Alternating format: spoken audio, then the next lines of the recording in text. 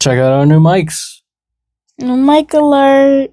You can't see them if you're just listening to audio. So I guess it's important if you follow us on TikTok and watch it on YouTube to see the new mics. But you should definitely be able to hear the difference in the audio. Yes. Hopefully it's less echoey. We have the AC going outside the door there. Not directly outside the door, but loud enough that it would be a... Yes. Yes. Now what? You want to just do the thing? Yeah, let's do the thing. All right. You're Phoenix, I'm Will, and we're here to bring on the questions. But we already said we could be found on TikTok. We already said we can be found on YouTube. But that seems like a lot of work. So the best place to find the links to all the things is linktree.com/BOTQX. very simple. And I still want to push people to listen on Spreaker because we do get ad revenue for that. So our hobby could be making us a little bit of money. Haven't even broken $1 yet, but we're doing it for fun. It's a start. Until we're not doing it for fun. Until it feels like work. And then we're doing it for work. And it's still going to be fun to learn all the things. Anyway, found on Spotify, also over Spreaker and Apple Podcasts. We already talked about YouTube. You can find us on TikTok on Bring on the Cues. But generally, you could actually just straight up Google Bring on the Questions now. And there we are. Did you know that? No, I'll try that right now. Okay. Perhaps they're on more than just Google. DuckDuckGo? I don't have that. Well, you just have to go to Goose. DuckDuckGo.com. Hey, the first one. Look at us go. Bring on the questions. Nope. I guess Google Gemini doesn't like us that much yet. I thought we were there. Well then. There it is. There we are. The first legitimate link, or the first legitimate result on a Google search for Bring on the Questions is the Apple Podcast. Beautiful. At least in Safari. At least in Safari. I don't know. That's enough of that. So, Miss Phoenix, what question are we bringing in this episode? What is the beast of Gévaudan? Yep. And that's as great of a French accent as we are even going to attempt in this entire episode. Thanks to our American tongues, and we are not studied in French. Everything else is just going to be phonetically pronounced in an American accent. Especially since we're Eastern, Northern, but for some reason I have a country twang in my speaking tone. Mm-hmm. So it's going to be a bunch of American pronunciations of French places and people and things. I think it's all right. It's top heavy. Yeah, it's pretty top heavy. We're going to have to... There is... With these new mics, these are Cinco mics. We are not promoted by Cinco mics. They're not paying us for this, but there's a mic hole on them where we can have a little mini mic. It would come from this receiver unit. We could put the receiver unit someplace else, and the mini mic would just clip up on your collar or somewhere, or on your ear, or on your nose, wherever you want to clip it. Eyebrow? Clip it on your eyebrow? I don't think they're quite long enough for that yet. Maybe the brow, not the hair, the whole brow. Well, I barely have eyebrows. That's gotta hurt. All right. Anyway, we did attempt to watch Brotherhood of the Wolf, which is a very loosely based movie about the Beast of Gévaudan. I did watch it a long time ago when I was doing the Bring on the Weird podcast, and we talked about the Beast of Gévaudan. But it was such a bad movie. I can't. I have to force myself to watch it because it's one of those. It's a '90s movie where they tried a little too hard to do all the nuances. Like, do we really need to see? I mean, it's not even for dramatic effect. It's just like filler or something. Somebody's boots walking on muddy ground to face off against his foe. I don't know. They try to be artsy, but it was French. I think it's French spoken, English dubbed, Yes. which is another thing that I struggle with because I watch people speak. I don't like it when the mouths don't match the words. No, dubbing drives me bananas. And when their mouths were still moving, the words were gone. Yeah. Because it takes less words for us than them to explain Right. one sentence. So it's definitely tough to get through. It's definitely one of the least favorite movies that I can possibly bring myself to watch. I fell asleep before the first hour, and I never sleep during movies. No.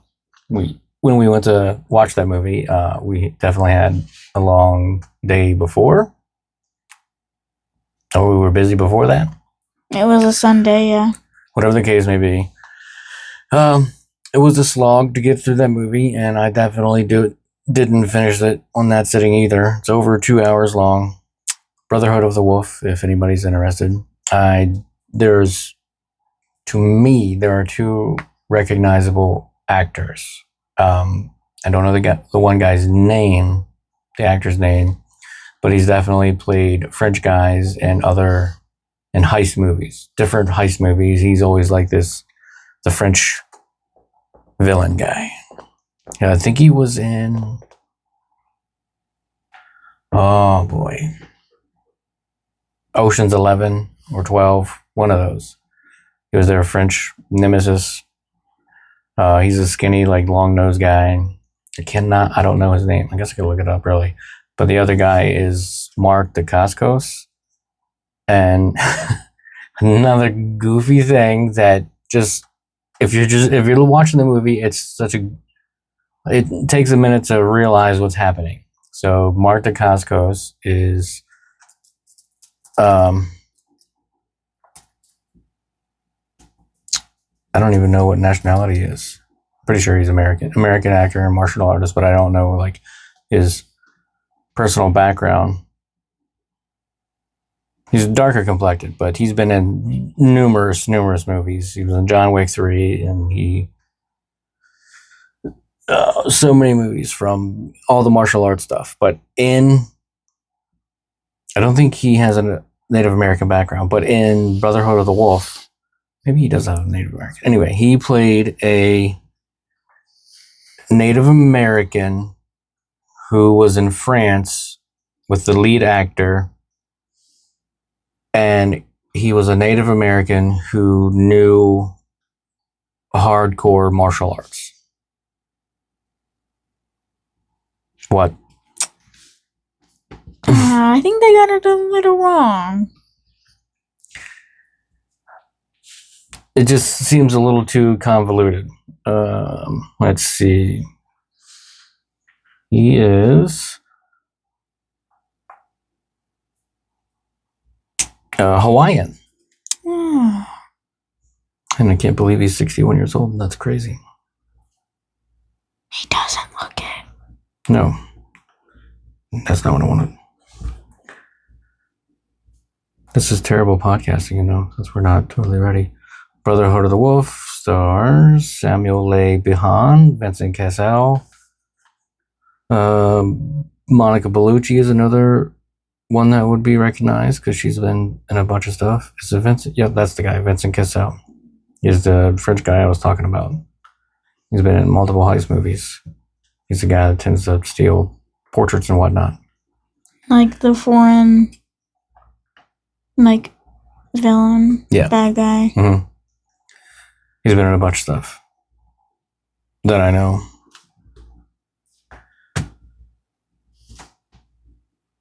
But anyway, yeah, Ocean's 12. Ocean's 13. Shrek. Jason Bourne. Yeah, I don't know who he played in Shrek.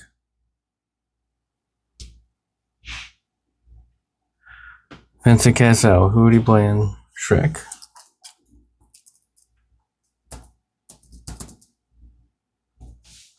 Robin Hood.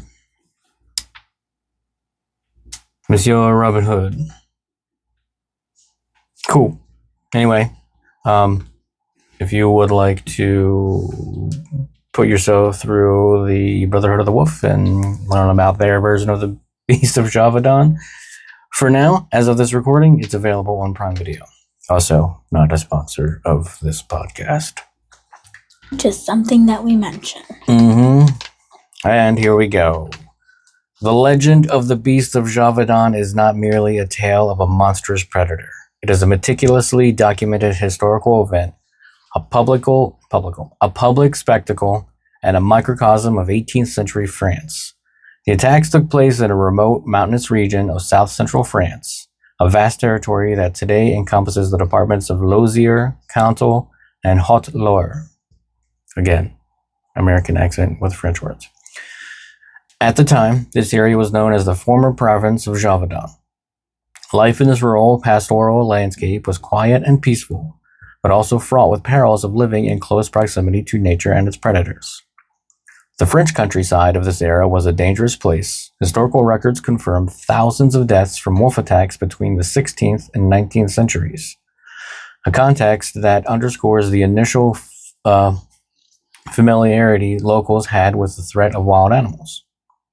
Yet, the Beast of Gévaudan would prove to be a phenomenon far beyond a typical wolf attack, sparking a national crisis that would captivate a kingdom and endure in the public imagination for centuries.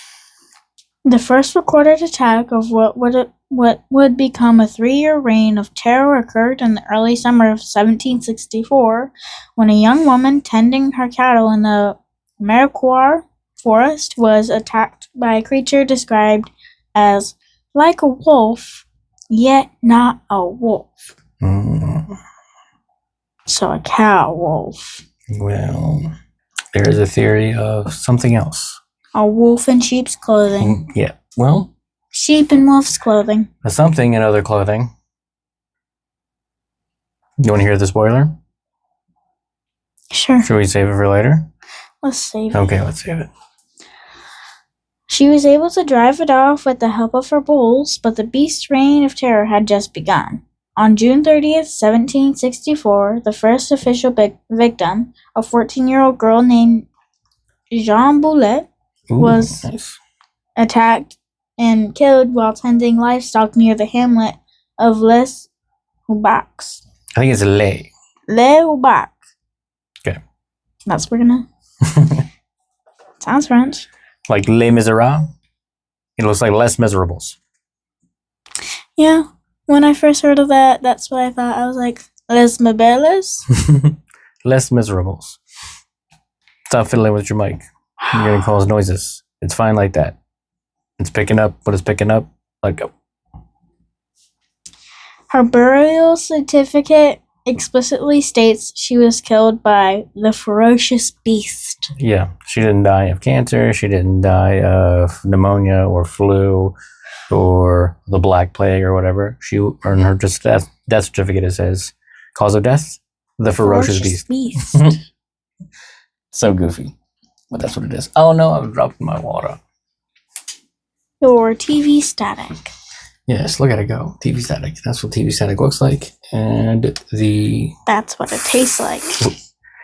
If we were to taste TV static. You want some channel 3 when it's not coming in correctly? I have my good TV static. A reference that you don't understand. The attacks quickly escalated in frequency and brutality. The creature's modus operandi was horrifying and consistent. They preferred to attack women and children, often in broad daylight, showing a peculiar boldness that set it apart from a typical predator. The victims were often killed by having their throats ripped out, and in some cases, their heads were partially eaten or even decapitated. These attacks were not isolated events, but a relentless series of maulings that spread panic and fear throughout the countryside. The communities of Gévaudan lived in a state of terror. Parents kept their children indoors, and residents armed themselves in a desperate attempt to defend against the unseen menace. The sheer volume of the attacks was staggering, with historical accounts varying wildly, but collectively suggesting a prolific killing spree.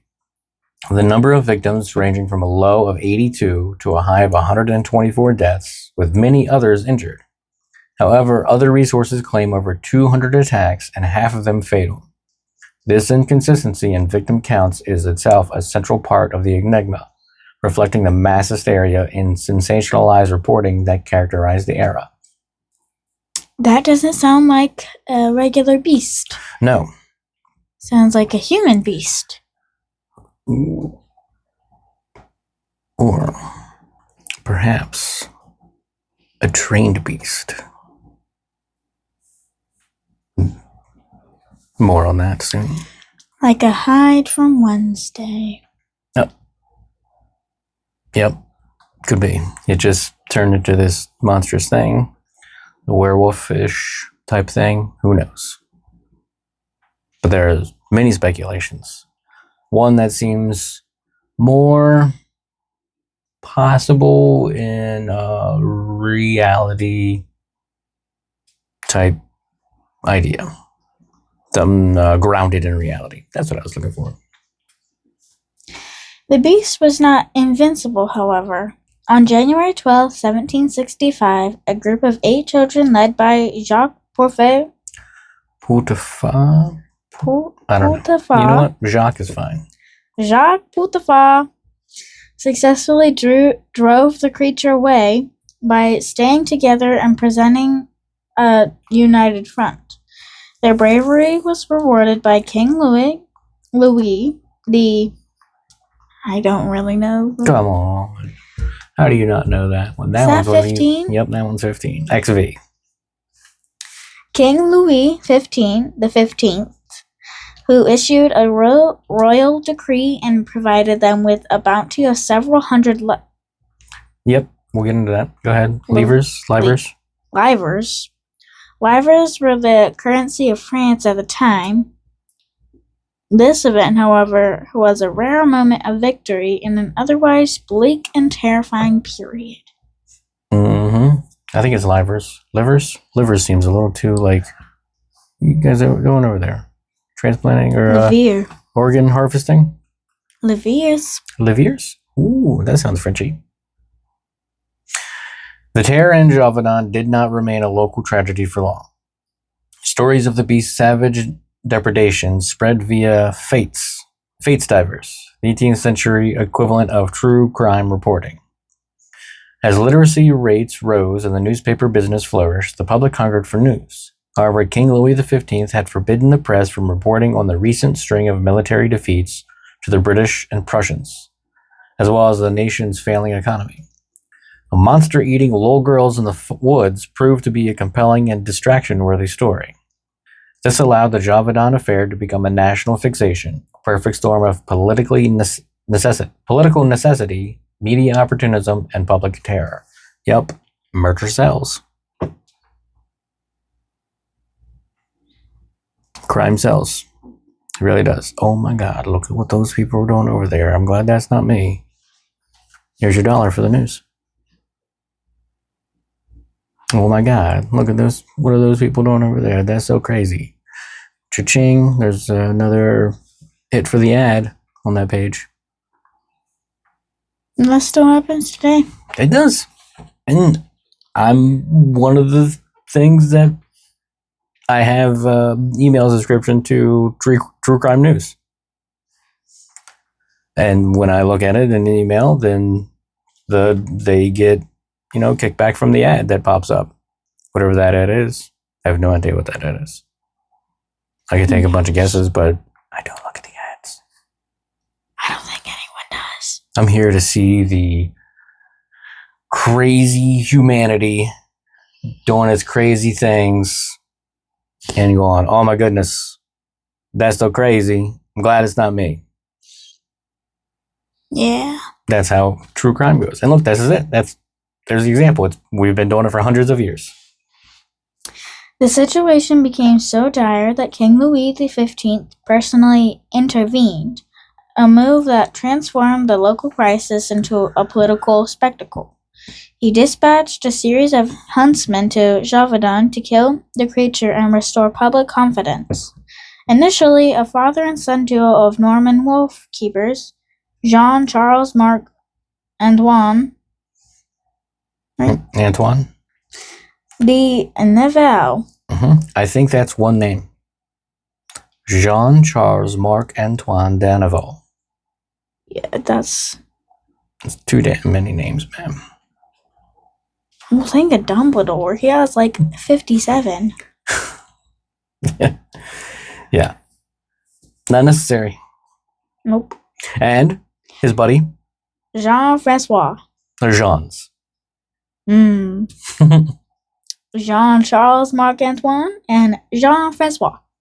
You forgot his actual last name. All those hyphens are his first name. Danaval. And Jean-Francois. Anyway, those two guys with 8 names were sent, but they were largely ineffective, succeeding only in killing ordinary wolves. Losers. Wah, wah. But is the beast even real? People were dying. Their throats were ripped out, so something is ripping throats out. Maybe someone. Oh. It's a little extreme. This one person? Maybe a group. A cult, perhaps? Maybe. Maybe a religion. Ooh. And I did air quotes for the listeners. Scare quotes. I don't know. I think that was one theory. It could have been multiple people because it happened in multiple places. All at once? Let's see. News was a little harder to come by on the boondocks of wooded France. In 1764, you have to get a horse, and people have to write letters, and all this stuff takes time. People are just dying. Meanwhile, whoever, whatever is causing the dying to happen is still going about their business. So maybe it happened this day, or maybe it happened that day. When did we put the timestamp on the letter? I don't know. No wonder we didn't find Jack the Ripper. Exactly.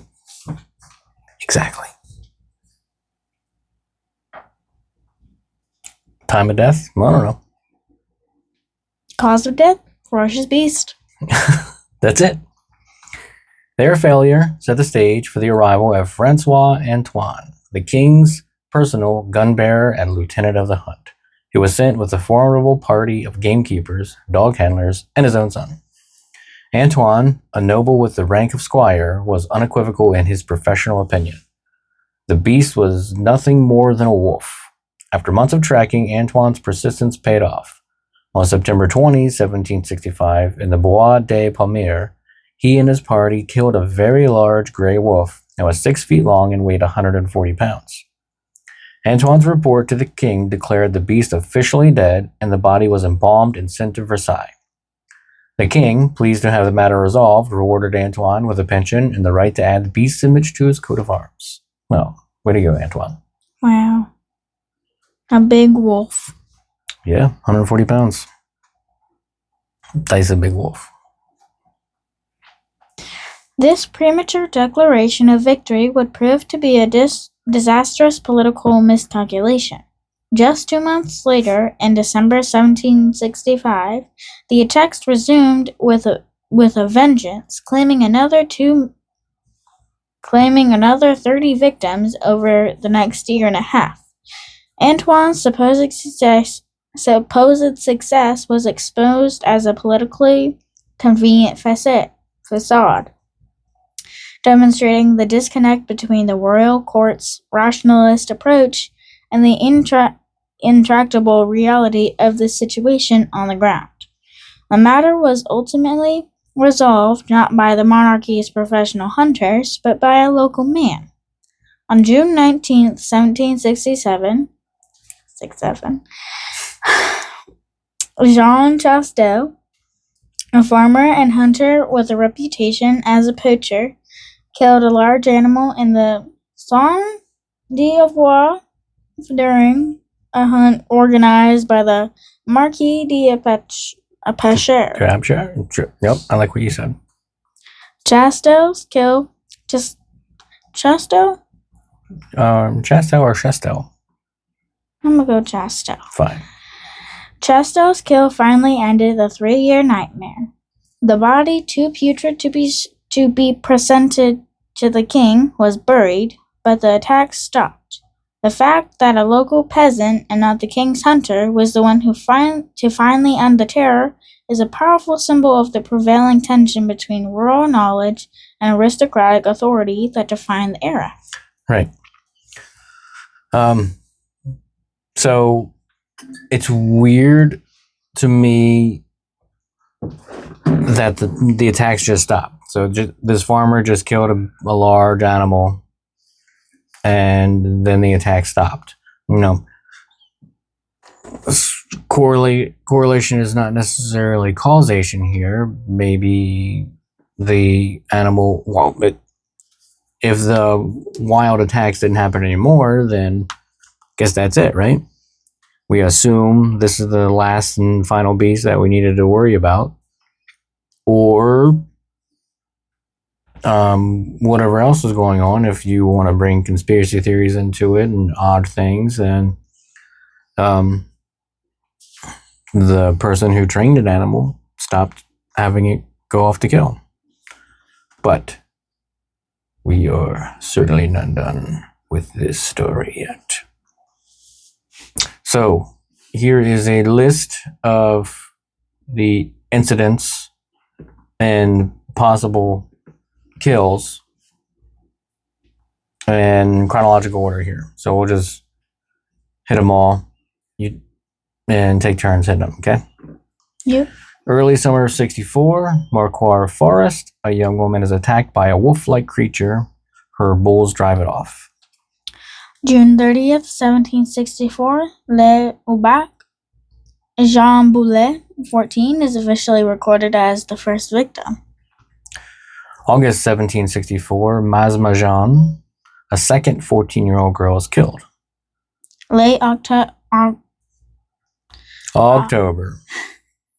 August through September 1764, Marquard Forest attacks become more frequent. December 31st, 1764, Gévaudan. The Bishop of Mende declares the beast a divine punishment and calls for prayers.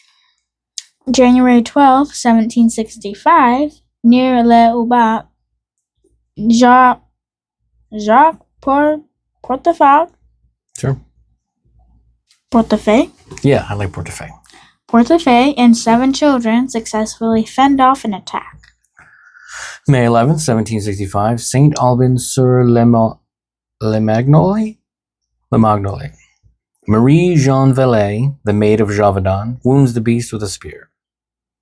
September 20th, 1765, Bois de Pomer, Francois Antoine kills Licoupe de Chazes, and the attacks temporarily cease. Yep, so that's September, and then December 1765, in Gévaudan, the attacks resume, proving the first kill was not the true beast. June 19, 1767, Saint d'Avoie, Jean Chastel kills a large animal, and the attack stopped permanently. I guess, right? And then no more were reported anyway. However that works. The central riddle of the Gévaudan mystery is the identity of the creature itself. The sheer volume of eyewitness accounts, while providing a rich body of evidence, also contains a web of contradictions that has fueled centuries of speculation. The Beast was a chimera of conflicting descriptions, a creature of rumor and fear that adapted its form to the fears of those who saw it. Eyewitnesses consistently described a wolf-like creature, but one that was far larger and possessed features inconsistent with a typical wolf. It was said to be the size of a calf, or in some cases, even as large as a horse. And horses are large. They can be freaking massive. Gigantic. The beast's fur color was a point of particular contradiction. Some described it as a reddish or tawny brown with a black stripe down its back, while others insisted it was jet black, which made it melt into the night. Its tail was reportedly longer than a wolf's and with a distinctive tuft at the end, a feature more akin to a lion's than a wolf's. The beast's head was said to be overly large, with a slipped maw of massive fangs, and in some reports, a pig-like snout.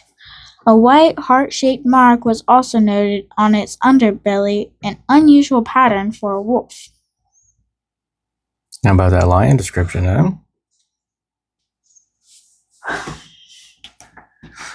I'm sure anybody who's listening is probably going to go immediately watch The Brotherhood of the Wolf, right? So, no, I don't think so either. Totally. Yeah. So, saying any kind of spoilers is probably not going to matter.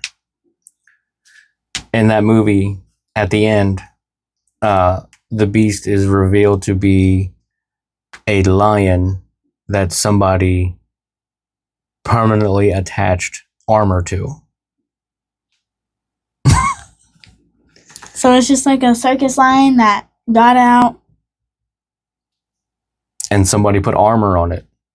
Like knight's armor, like Or put metal all over it. in the circus, the lion had armor to jump through the hoop. And then it got out, and now it's ravaging people across the countryside. As revenge for its torture. So, I mean, but it's a 2-hour movie, so there's a lot of other things that happen in that movie if you have a desire to watch the whole thing. I think I'll just skip to the end if I watch it fully. The beast was also credited with an array of abilities that defied zoological norms. Reports spoke of it having glowing red eyes and the ability to stand on its hind legs. These observations were potentially exaggerated, contributed to the creature's monstrous reputation. Most compellingly, witnesses claimed it was invulnerable to bullets and could rise again after being shot multiple times. This supernatural attribute, coupled with its immense agility, likely stemmed from its remarkable resilience and speed, but has cemented its status as a mythological entity, loup-garou, or werewolf. Oh. Yep. Wait. The loup-garou. Loup-garou. Loup-garou. Not a woo. That's something else. That's a werewolf. Loup-garou? Loup-garou. Loup-garou. Loup-garou. Beauty guru. Maybe the wolves had makeup. That's why it looked like a lion. Oh, yeah, it was a little brown and tawny, with a long tail and a tuft on the end. It was blush blind. It was a cosmologist? Cosmetologist. Cosmologists look at stars. Yeah. The inconsistencies in these accounts are a telling reflection of the era's cultural and scientific context. In a pre-Darwinian world, where exotic animals were largely unknown to the rural populace, a creature with an unusual appearance would be described in terms of grotesque composite of familiar animals. A witness, terrified and unfamiliar with a lion or hyena, would try to fit the creature into a recognizable schema, using parts of a wolf's body, a pig's snout, and a lion's tail to form a description. The sensationalist press, in turn, amplified these contradictory details, turning a large, terrifying predator into a shape-shifting monster. The story was shaped by the collective fear and imagination of a terrified populace, not by a single static set of facts. Nope, it was the weekly world news of the time. So they just, nope, it looks like this. Oh, I could do this. It looks like this. And not only does murder sell, but also crazy speculation sells. Beyond its physical form, the beast's behavior was the most perplexing aspect of its reign. Inconsistent targeting of women and children in broad daylight was highly unusual for a wild predator and demonstrated an alarming lack of fear of humans. It also exhibited a disquieting preference for human prey over livestock, a behavioral pattern that seemed to indicate a taste for human blood rather than a simple need for food. That's curious too. These people actually died. Hundreds of people, potentially, slightly under or up to 200 people, 82 to 200, whatever. So, but regardless, dozens and dozens of people actually died from these wild animal attacks. That's what they know, for sure. But the livestock was untouched. Why did this thing go after people, these bipedal people, as opposed to this easily targeted sheep or goat or whatever they had out there? That's something to think about. People actually died. Something actually happened out there. Why was it targeting people in broad daylight? Women's and children's in specific. Adding to my circus lion. Well, the circus lion target women and children in daylight. Humans. What? Just humans. Was the ringmaster a dude? Who knows? A man? Maybe it was a man who dressed up as a woman. Drag queens weren't as accepted back then.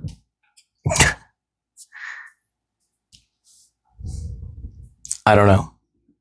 The ringmaster? I mean, most circuses were like, they took in people who didn't look as normal. Right. Their version of freaks. Yes. And just, yeah, like you said, the non-conforming version of a person. Like, if you were a contortionist, you'd be in the circus back then. Could be. Cirque du Soleil. Cirque du Soleil. All right. Let's keep going.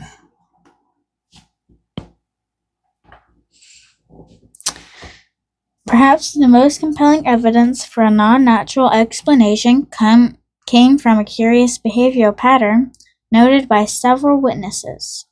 When the creature was met with strong resistance, it would reportedly retreat sometimes as far as 50 yards, sit down and observe its opponent as if sizing up the situation before returning to the fray. This behavior is a significant departure from the natural instinct of a wild animal, which, in an equal contest, would typically flee to save itself. The beast's apparent motivation, described as fury and innate aggressiveness, further suggests a creature driven by something other than hunger. This peculiar combination of intelligence, boldness, and pathological aggression lies at the heart of the enigma and has led to a myriad of theories that attempt to unravel its true identity. What's it doing? So it gets attacked and it backs up like, whoa, what am I doing over here? This is crazy. Don't attack me. I'm just here for some food. And you look delicious. That sounds like a wild lion to me. Oh, see? The true identity of the beast of Gévaudan remains one of history's great unsolved mysteries, with a diverse range of theories attempting to reconcile the conflicting historical accounts with modern scientific and psychological understanding. The most widely accepted theory among modern historians and zoologists is that the beast was, in fact, a particularly large, aggressive wolf or a pack of wolves. This theory is grounded in strong historical and zoological evidence. Wolf attacks were a common and brutal reality in France during this period, with thousands of documented deaths, a fact that makes the beast's depredations, while horrific, less anomalous in a broader historical context. The attacks were most frequent in winter, a time when food was scarce, which would drive a hungry wolf to desperate measures. Moreover, some scholars have suggested that the wolf or wolves may have become accustomed to feeding on the casualties of continental warfare, leading them to associate humans with food. Interesting. A rabid wolf could also explain the lack of fear and unusual ferocity, a grim reality of the 18th century. The dental formula of the wolf killed by Antoine was consistent with a canid, further lending credence to the hypothesis. Noted historian J. M. Smith and Norwegian Institute for Nature Research have both concluded that the beast was overwhelmingly likely to have been a wolf or wolves.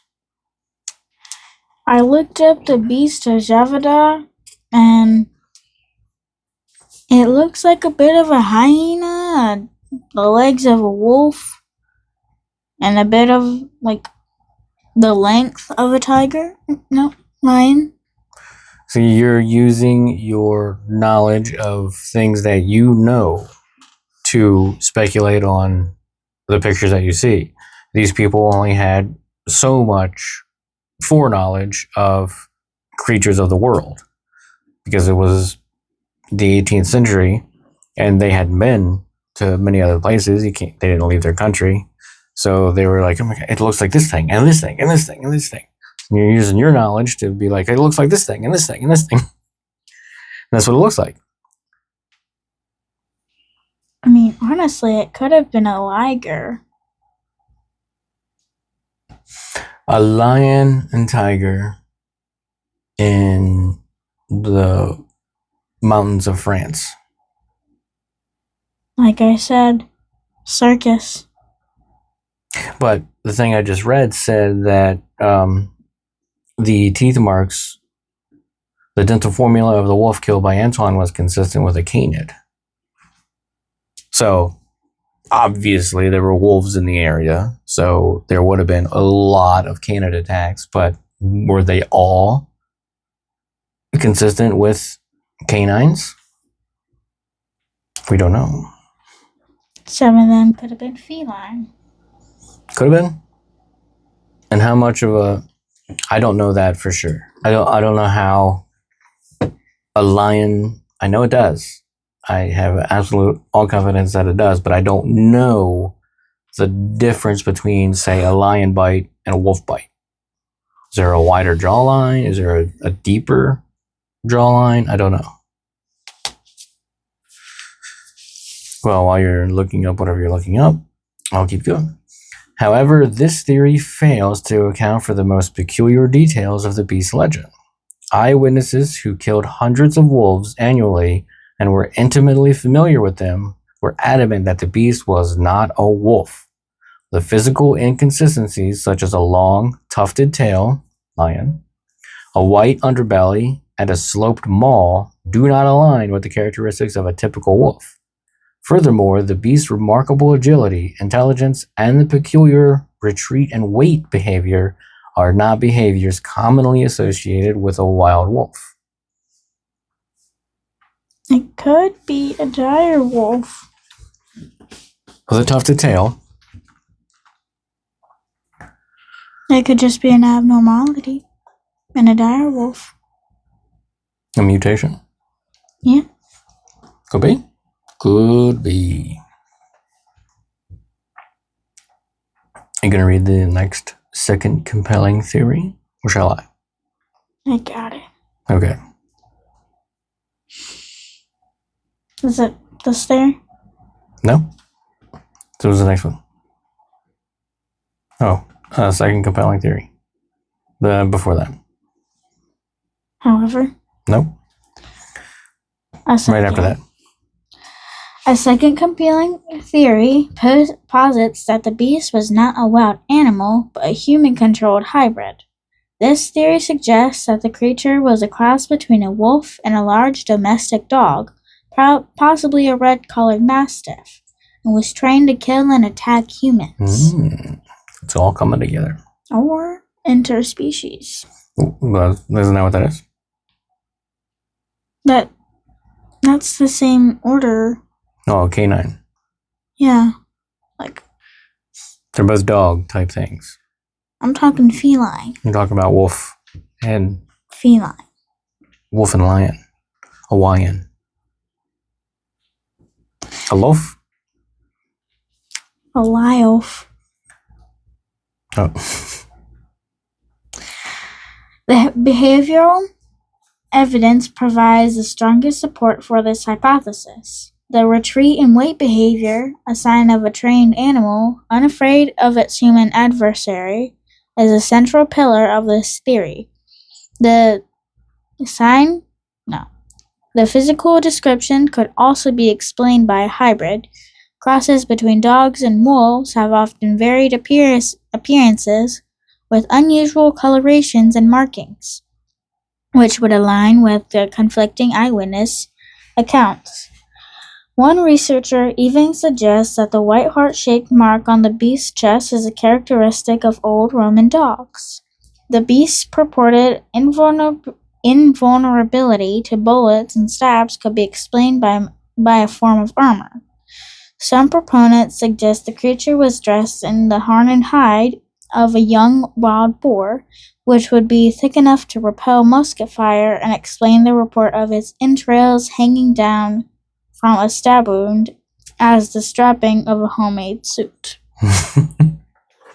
That's so crazy. So that is saying that somebody took a young wild boar, skinned it, and attached it to whatever this beast is, a Roman dog, a large wolf, and that is all to say that this thing was trained to leave that stuff on and not try to chew it up or whatever. And that's so crazy that a young wild boar's skin would be able to repel musket fire and protect it from stabs. But if there were entrails, then that means it was just like skin just slapped on it.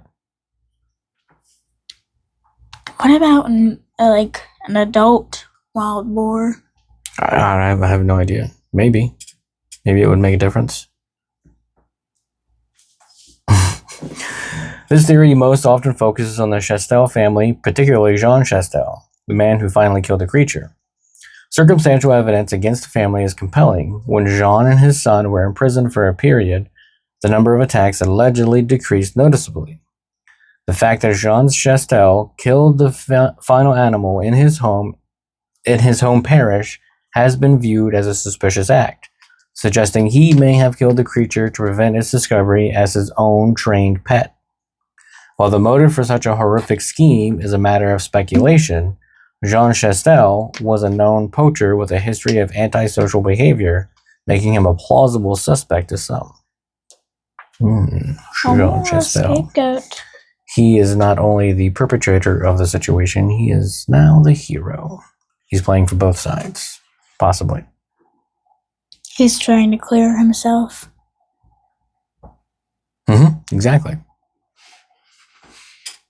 In many games, you gotta do that. You're the villain, but you have to act as the hero. Dexter. Or in Murder Mystery, those movies. This is falling. Noise, noise, noise, noise, noise. There we go. Oh. It needs to I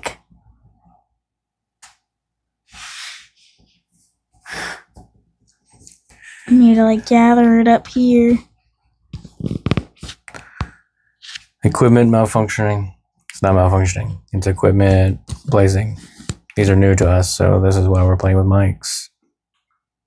Up there. You like it there? Don't pull stuff out. Let it be pinched. I'm pulling it up. Lean back. Lean back. Try read the next one? Yeah.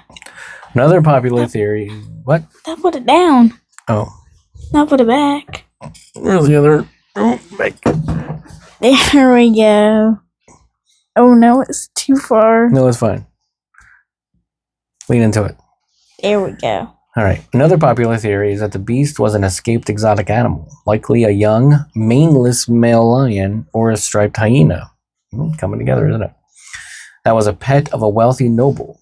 In the 18th century, it was fashionable for the aristocracy to keep wild animals in private menageries, and it is plausible that one could have escaped without being reported. The lion theory finds support in several key pieces of evidence. A subadult male lion's physical traits, including its reddish fur and lack of a full mane, could account for the odd descriptions. The beast's hunting methods, using claws as weapons, throttling victims' throats, and jumping on the backs of large livestock, are highly consistent with a large feline's predatory behavior. The report of a cat-like, rough tongue polishing skulls clean further strengthens this hypothesis. My exact theory. Similarly, the hyena theory holds water in some respects. Hyenas, particularly the female spotted hyena, can reach weights of up to 140 pounds and have a reddish or spotted appearance with a black stripe down the back. A description that fits some eyewitness accounts. However, this theory is often countered by the fact that hyenas were thought to be extinct in Europe at the time.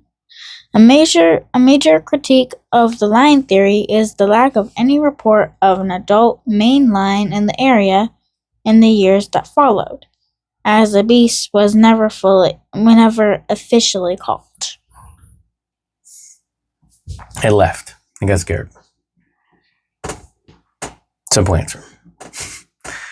The human serial killer theory suggests that the attacks were either carried out or orchestrated by a person, possibly the Chastel family, who used a trained animal or even a fur costume to mask their actions. Proponents of this theory point to the unusual mutilations on some victims, such as being undressed or decapitated, which are not typical of an animal attack. There were even reports of sexual assault on some victims, an act that points to a human perpetrator. The beast's ability to be seen in multiple places in a short period could also be explained by the transportation of a trained animal or a hoax involving more than one person. There's the old cult theory.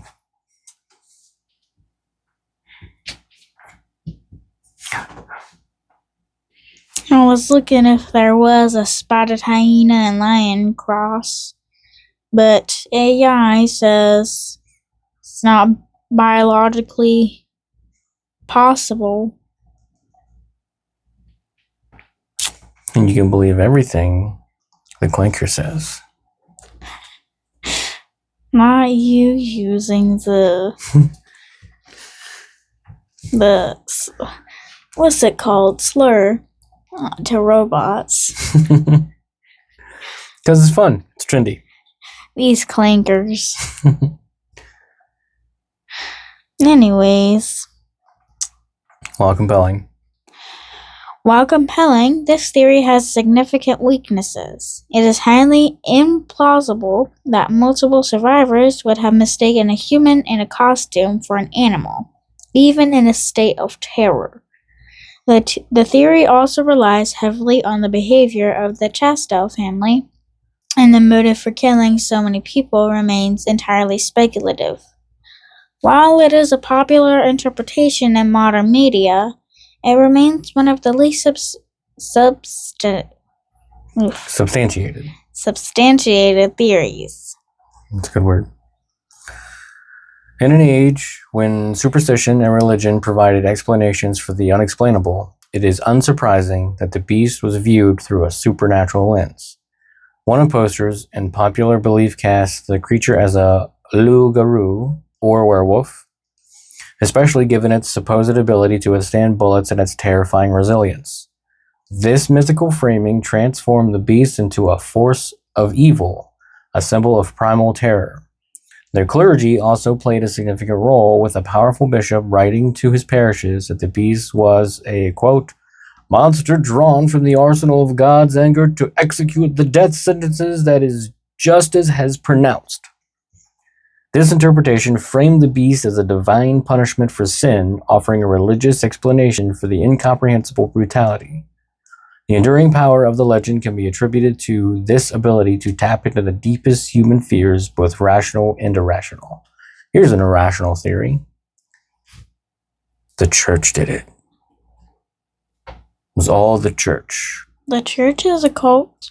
All Buddy. religions start out that way. Yep, every one of them. Even our own. Christianity was a cult at one point. Go on. The beast of Gévaudan does not roam the forests of France today, but the legend itself lives on, a testament to the enduring power of myth and storytelling.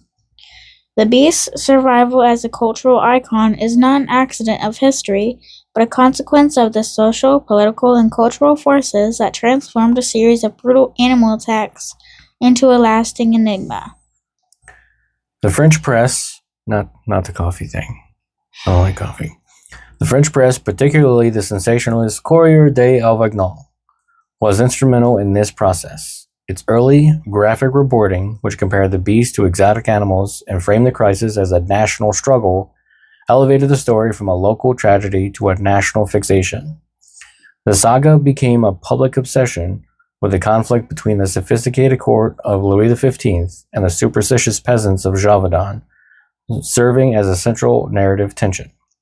The failure of the king's hunter, Francois Antoine, and the subsequent success of a local peasant, Jean Chastel, was a symbolic validation of local wisdom over top-down authority, a narrative that would resonate deeply in the years leading up to the French Revolution. That's hilarious. Well, see? We can overtake whatever the aristocracy says. Jean Chastel, just a simple farmer, defeated the beast of Gévaudan, so there's no reason why a bunch of us can't rise up and defeat the government.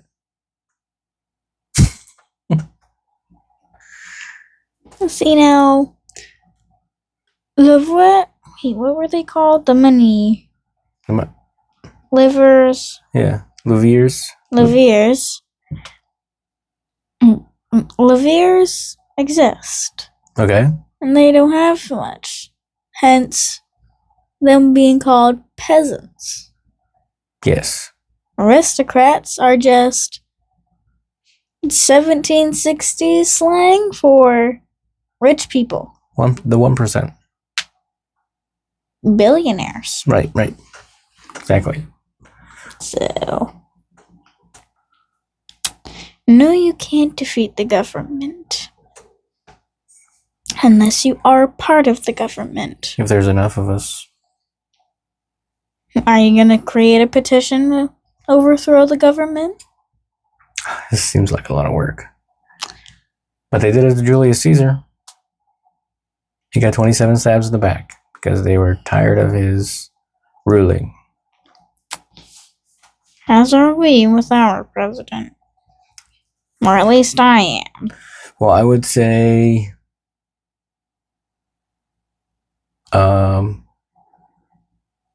man, I don't even want to say it because everything's so messed up right now. Controversial. Yeah, what's another way to say shots fired? It's not funny. It's not funny, but I'm laughing.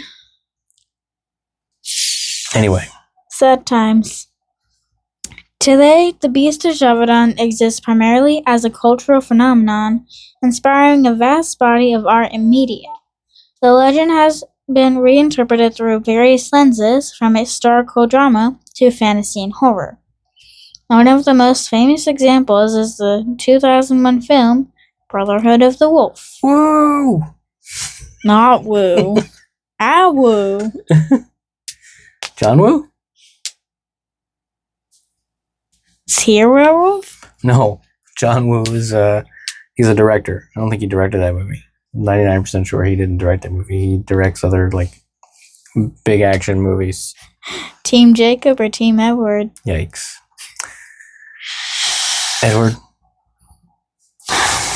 You like blood sucking? You're a mosquito, aren't you? I like glitter, okay? Are you a drag queen now? No. Where was I? 2001 film, Brotherhood of the Wolf. Which takes a highly fictionalized approach to the story. In the film, the beast is revealed to be a tortured lion in a suit of armor. Hence my revenge story of a circus lion. Keep going. Controlled by a secret society in a political conspiracy against the king. Mm-hmm. See? Cult and lion. All in one movie. Oh, theories. Too bad you didn't watch the whole movie, huh? I was tired. That movie was not keeping me awake. Fail.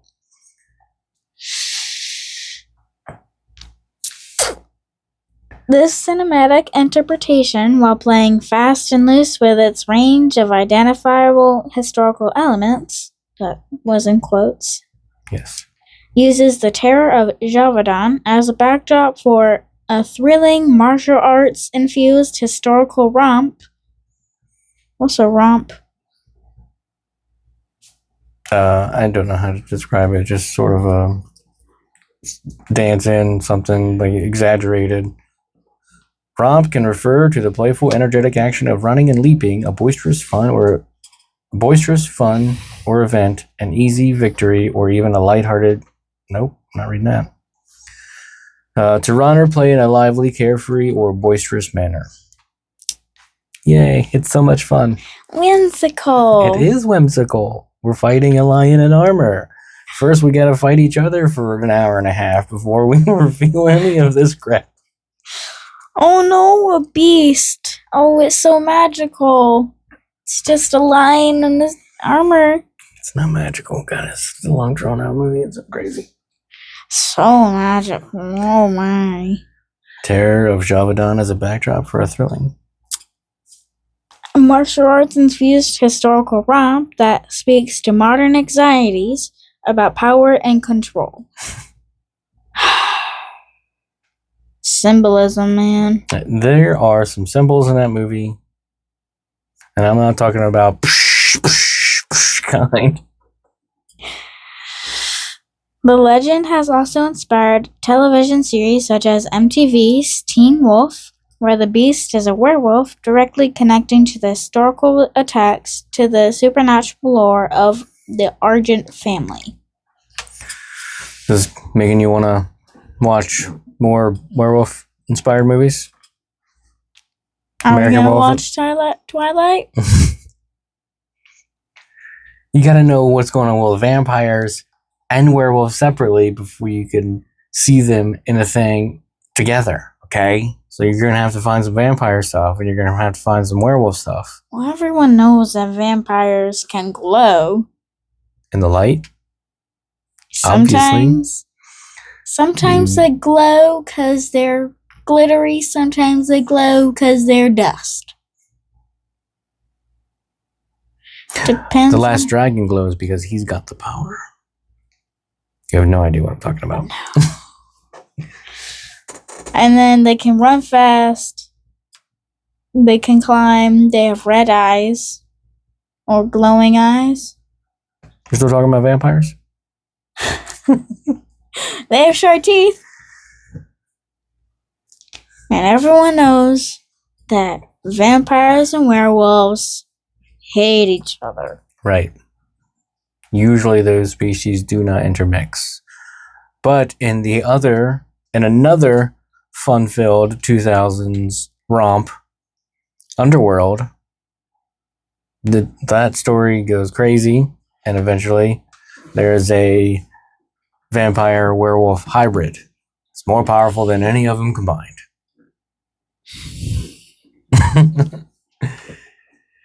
Here we go.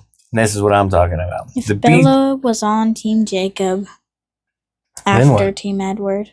After? Then we would have a vamp wolf. I don't know what to call it. Vampire werewolf. After Nessie. Renesmee? Nessie. That's what they called her, Nessie? That's what Jacob called her. And Bella, Twilight, like, crashed out on him, was like, "You nicknamed my daughter after Loch Ness Monster?" Now you're locked in. Ha ha ha. The Beast's legacy is also found in music. You need to listen to this. This is a good one. I should have had you listen to this. The German power metal band Powerwolf dedicated a song to the legend titled Beast of Gévaudan, with lyrics that capture the mythological and religious aspects of the tale. The song describes the creature as a terminator, a traitor, half wolf and half machine, and a savior of mankind, sent by God to punish sinners. These artistic interpretations demonstrate how the core themes of the legend, fear, religion, and the monstrous unknown, continue to resonate and be reimagined in modern art. The Beast has also spawned a cottage industry of books and comics from historical analyses, Okay. like J.M. Smith's Monsters of the Gévaudan, The Making of a Beast, which seeks to ground the story in a scholarly framework to countless fictional works that explore the mystery from different angles. Beautiful. Now, J.M. Smith, so much better and so little names.